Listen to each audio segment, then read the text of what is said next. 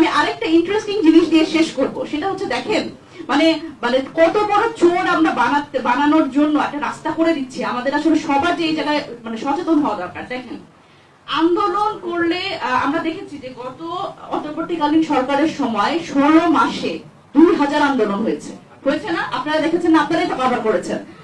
এই 16 মাসে 2000 আন্দোলন হঠাৎ করে নাই হয়ে গেল না?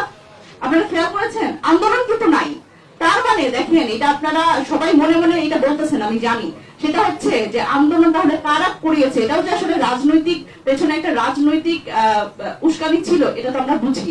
এবং সরকারি চাকরিজীবী যারা, তাদের পক্ষ থেকে 76% আন্দোলন হয়েছে এই গত 18 মাসে।